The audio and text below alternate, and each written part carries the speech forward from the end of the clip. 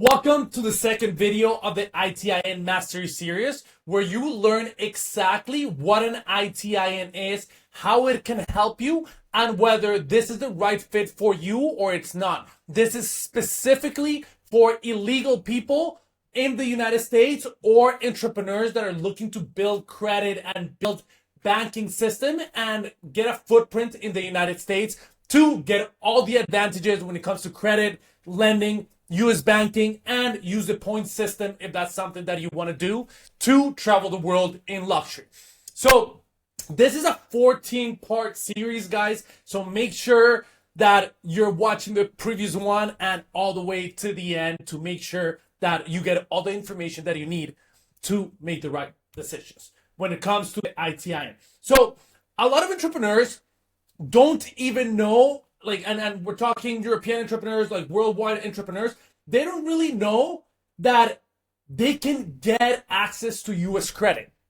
And most who think they're completely excluded, they can get access to US credit. Very similarly to me, I used to live in Canada. I would watch people build credit and I was just so confused on how, like, how can I do that? Right? So if you're a fellow Colombian, but well, I was born and raised in Colombia, but if you're a fellow Canuck, especially if you're a real estate investor, during my whole 20s, I studied real estate. I never fully went all in with it, but everything that I always studied when it came to wholesaling, when it came to a lot of the flipping, like it was always very US based. And the reason being is just, this is specifically for Canadians, but in Canada, like you're looking for kind of low-end houses, $300,000, $400,000, $500,000. In the U.S., you can get properties that are kind of lower income for $80,000, $100,000. So for people that are starting, it's just so much easier to go and start with a $100,000 house than start with a $500,000 house, especially if you're looking to flip or wholesale, whatever the case might be. So for a lot of Canadians, maybe if you're European, or you're a real estate investor, or you're in e-commerce, or you run a marketing business, you spend a lot of money in ads. It's great to have US capital and access to the US credit system, because it opens the doors not only to the banking system, but also to be able to get the points and be able to leverage a lot of the system itself. And that's exactly why you guys are here. So we're going to talk about a little bit about who qualifies for an ITIN. Now, I do want to make it clear, I'm going to have a very specific video on who this is for and who this is not for, but I'm going to repeat it throughout the videos, because I also jump on calls with people that are just not qualified. That's just the bottom line. If you're someone that barely has any money to travel, this is not for you, right? If you don't have any business and don't make at least, say, $100,000 in your own country, right? It's going to be very challenging for you to come and start getting access to US capital, because you're going to have to travel. You're going to have to go to the US eventually. So if you've been arrested, if you've had any kind of criminal record that you can't go into the States, this is definitely not for you, and you can just stop watching this. If you don't have a visa, maybe you're Latin American, or some countries you do need a visa, a tourist visa, to go into the States. If you don't have a visa, you can still get the visa. You can get the ITIN and get the visa while you're getting the ITIN. But if you don't have a visa and you cannot go to the US, this will not work for you. Now, this is perfect for those entrepreneurs that are making, high 6 digits, 7 digits, 8 digits, and they want to get their footprint in the US because it is the best banking system in the world. So who can qualify? Again, non-resident aliens, like I've mentioned before, if you're illegal, you are required to file taxes anyways. So if you are an illegal in the United States, you're still required to file taxes. Especially if you, whatever job you might have, I don't know if it's like cash job or you're still getting paid, you're legally required to pay taxes. And in the US, there's 12 million illegal aliens. So there's a lot of capital. There's a lot of things that you guys as illegal can still do. We all know that there's a lot of illegals in the United States, but they still add to the society, which it takes jobs that a lot of people don't want to actually take, right? Whether it's farming, whether it's, I don't know, maybe fast food or whatever it might be, you're still going to pay taxes. So if you earn or report US income, you qualify. So if you are earning money in the United States, you do have to file taxes, whether it's on the personal side or on the business side, right? Again, resident aliens not liable for a social security number. We spoke about this on the previous video. This is specifically for people that cannot get a social security number.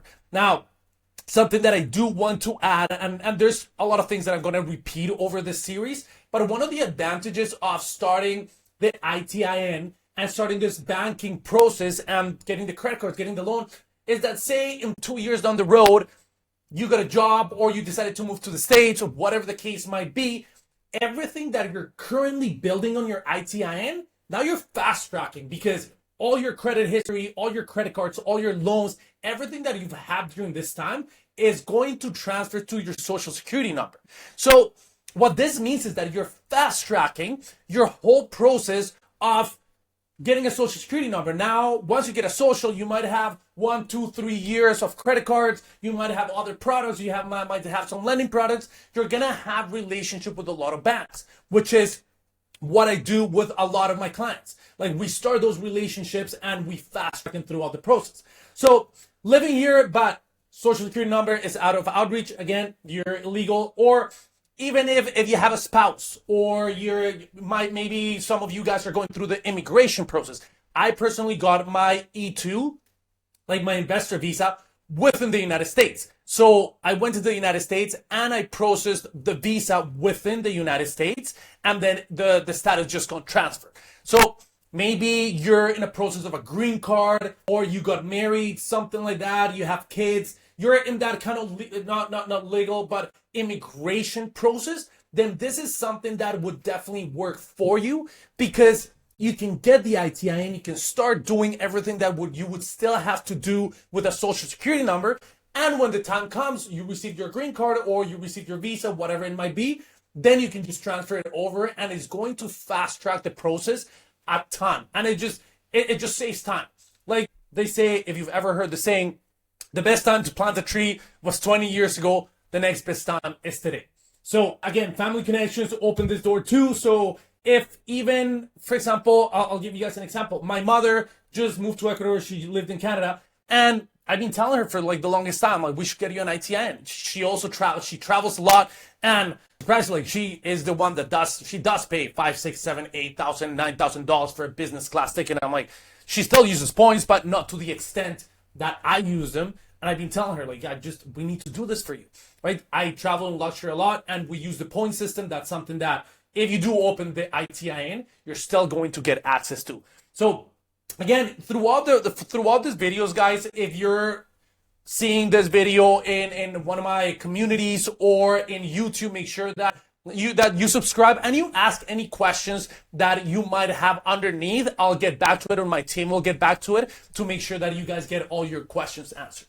So more who qualify: visa holders, students, researchers with income. Like if you're an H-1B, I have an Indian student that is, I think he was in the US for 10 years, if I'm not wrong. He was on an H-1B, and now he teaches people how to, like, pretty much people that are with an H-1B, how to invest in real estate with an H-1B, right? So you have your social security number, you're able to live in the United States with your visa, but these are things that you can still do. You can invest in real estate, you can invest in, I don't know, have different businesses or acquire businesses. Even if you have a corporate job or you have a job, this is other side projects or kind of, side hustles per se, or side business that you can have, and you can still leverage this, right? So scholarship or U.S. source income counts. If you're not liable for a social security number, you can use the ITIN. And if you qualify for a social security number, this is your path, because like I was mentioning previously, everything's going to transfer over, right? So do dependents need their own ITIN? Now this is good to clarify that similar to the social security number, an ITIN is attached to you. Now, this is not to be confused with an EIN. An EIN is the number that businesses get once they register the business. Now, we're going to talk a little bit about this in another video, about personal credit and business credit, right? They're still separate. Your business credit, even I've had clients, I just had a client recently. He's in, I think machinery or like manufacturing, sorry. And his business is doing about $6-7 million a year. And like I asked him, he's had ITIN for what, that's something like 6-7 years, somewhere around there. And like he said to me, he's like, no, like I've never applied for any type of credit. Like he did get, I think, like a $40,000, but it's just very like something like he got $40,000 from a business on the business side because he's processing so much, but he got $40,000 a super high interest too. So that's one of the things too. If you don't know what type of products there are in the market, you might be going out, even if you have like high revenue like this individual. He's from Argentina. And I talked to him, and now he's paying like kind of like low, I think like high 10, like it was like 18-19%, which for a loan or any kind of product, it's almost like credit card interest rates, right? So these are things that you want to know. We want to borrow at a low cost. That's why I'm so big on getting 0% capital, because you can pretty much get free money, right? So in most cases, each dependent needs one. So if you come with your kids, that's going to be if they're over 18 years old. Every single person that is an adult would need a separate ITIN.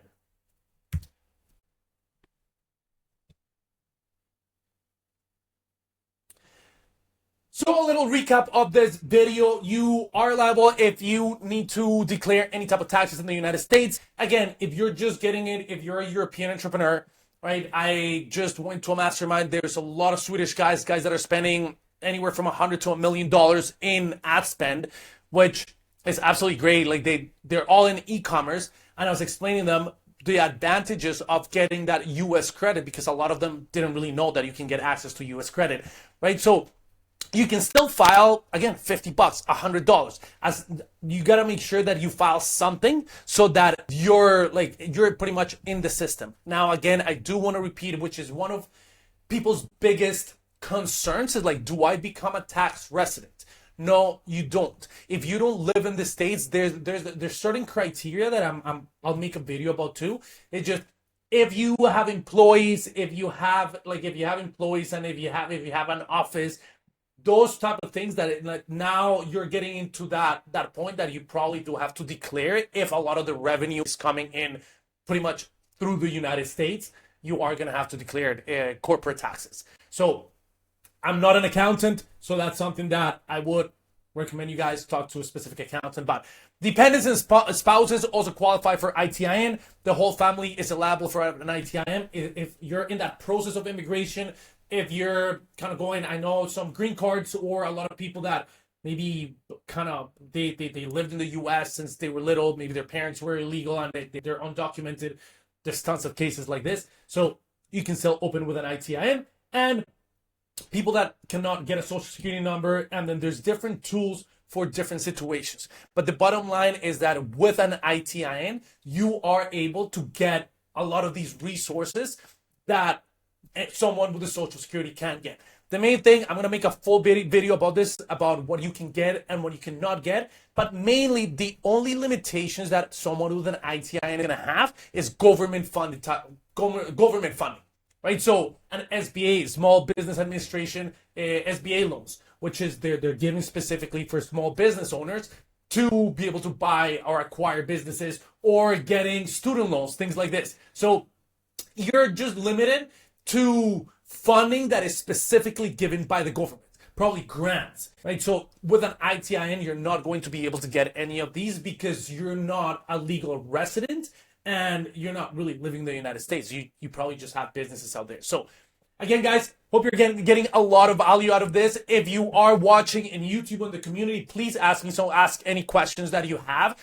underneath. My whole goal for this is to give you guys as much information to see if an ITIN is the right avenue for you, and this is something that you want to do. Now, if you do want guidance with or getting like fast tracking the process, this is something that I help people with more on a one-on-one basis, because it needs to be very strategically. So if this is something that you're looking to do, you can always reach out to us. There's a community underneath that you can come in and ask any questions, or ask any questions underneath. All the information is going to be down there. So hope you're having the best day of your life. We'll see you on the next one.